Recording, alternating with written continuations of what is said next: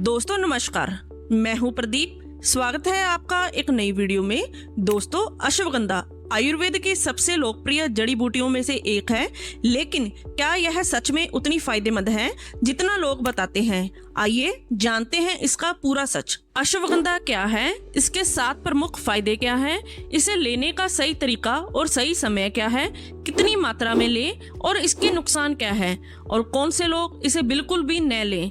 तो चलिए शुरू करते हैं और जानते हैं पूरी जानकारी। अश्वगंधा क्या है? अश्वगंधा एक आयुर्वेदिक जड़ी बूटी है जिसे इंडियन जिनसेंग भी कहा जाता है।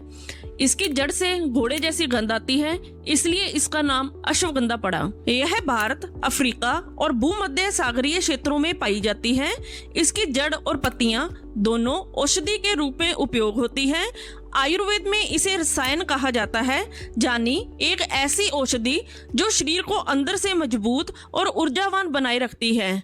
तो आइए अब जानते हैं अश्वगंधा के 7 प्रमुख फायदों के बारे में। नंबर 1, तनाव और चिंता को कम करता है। अश्वगंधा एक नेचुरल अडेप्टोजन है, मतलब यह शरीर को तनाव से लड़ना सिखाता है, दिमाग की नसों को शांत करता है, घबराहट कम करता है और रात को गहरी आरामदायक नींद लाने में मदद करता है। नंबर 2, ऊर्जा और ताकत बढ़ाता है।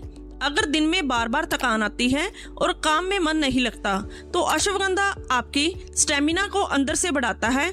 यह शरीर की कोशिकाओं को ऊर्जा देता है और दिन भर एक्टिव और तरोताजा रखता है। नंबर 3, वजन घटाने में मददगार।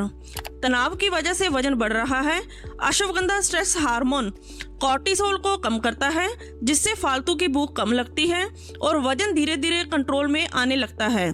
जो लोग जिम करते हैं उनके लिए यह और भी खास है। यह मांसपेशियों को मजबूत बनाता है और वर्कआउट के बाद रिकवरी को तेज करता है। नंबर 4, इम्यूनिटी को मजबूत करता है। इसमें भरपूर एंटीऑक्सीडेंट और एंटी इन्फ्लेमेटरी गुण होते हैं जो शरीर की रोग प्रतिरोधक क्षमता यानी इम्यूनिटी को मजबूत बनाते हैं। मौसम बदलने पर होने वाली सर्दी, खांसी और बार बार बीमार पड़ने की समस्या धीरे धीरे कम होने लगती है। नंबर 5, हार्मोन बैलेंस में मददगार। अश्वगंधा महिलाओं और पुरुषों दोनों के लिए फायदेमंद है।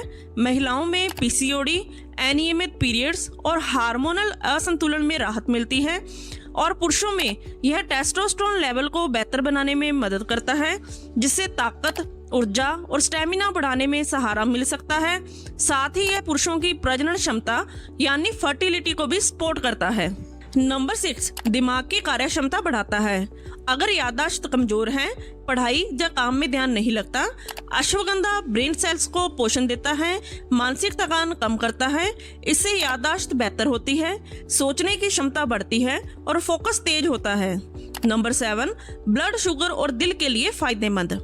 रिसर्च बताते हैं कि अश्वगंधा ब्लड शुगर लेवल को कंट्रोल करने में मदद करता है, जो डायबिटीज के मरीजों के लिए बहुत उपयोगी है। साथ ही यह कोलेस्ट्रॉल और ट्राइग्लिसराइड को संतुलित रखकर दिल को स्वस्थ और मजबूत बनाता है। साथियों, अब जानते हैं अश्वगंधा का सेवन कैसे करें। अश्वगंधा को आप कई तरीकों से ले सकते हैं। सबसे पहला और सबसे पुराना तरीका पाउडर यानी चूर्ण। इसे गुनगुने पानी या दूध के साथ लिया जाता है। रात को दूध के साथ लेने से नींद और रिलैक्सेशन में ज्यादा फायदा मिलता है। अगर चूर्ण का कड़वा स्वाद पसंद नहीं तो कैप्सूल या टैबलेट एक आसान विकल्प है। इसे बिना किसी झंझट के सीधे पानी के साथ लिया जा सकता है। और कुछ लोग अश्वगंधा की हर्बल चाय भी पीते हैं, जो शरीर को शांत करने और तनाव कम करने में भी मदद करती है। अब जानते हैं अश्वगंधा की सही मात्रा। अश्वगंधा की मात्रा हर इंसान के लिए अलग अलग हो सकती है। यह उम्र, स्वास्थ्य और जरूरत पर निर्भर करती है। आमतौर पर कैप्सूल लेते हैं तो दिन में 300 से 500 mg काफी है और पाउडर लेते हैं तो 1 से 2 चम्मच यानी लगभग 3 से 6 ग्राम। एक जरूरी बात, लंबे समय तक या ज्यादा मात्रा में लेने से पहले एक बार डॉक्टर की सलाह जरूर लें। अश्वगंधा लेने का सही समय। अगर आप इसे ऊर्जा बढ़ाने, फोकस सुधारने या दिन भर एक्टिव रहने के लिए लेते हैं तो सुबह खाली पेट लेना सबसे बेहतर रहता है।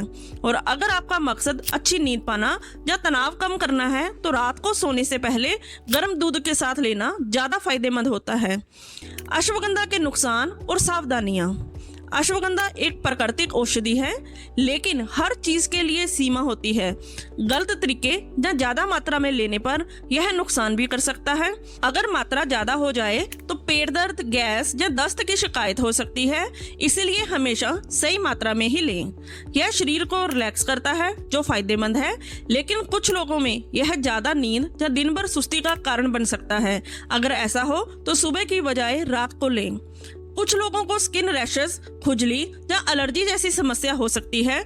अगर ऐसा कोई लक्षण दिखे तो तुरंत बंद कर दें और डॉक्टर से मिलें। अब जानते हैं किन लोगों को अश्वगंधा नहीं लेना चाहिए। गर्भवती और स्तनपान करवाने वाली महिलाओं को इस दौरान अश्वगंधा बिल्कुल नहीं लेना चाहिए। यह गर्भाशय पर असर डाल सकता है, इसलिए इस समय इससे दूरी बनाए रखें। जिन्हें ल्यूपस और रूमेटाइड अर्थराइटिस जैसी ऑटो इम्यून बीमारियां हैं, उनके लिए अश्वगंधा इम्यून सिस्टम को और ज्यादा एक्टिव कर सकता है, जो नुकसानदेह हो सकता है। थायराइड या बीपी की दवा लेने वाले लोग अश्वगंधा इन दवाओं के साथ रिएक्ट कर सकता है। डॉक्टर से बिना पूछे इसे शुरू न करें। जो लोग किसी सर्जरी की तैयारी कर रहे हैं, उन्हें ऑपरेशन से कम 2 हफ्ते पहले अश्वगंधा बंद कर देना चाहिए। तो दोस्तों, यह थी अश्वगंधा से जुड़ी पूरी जानकारी। उम्मीद है यह वीडियो आपके काम आई होगी।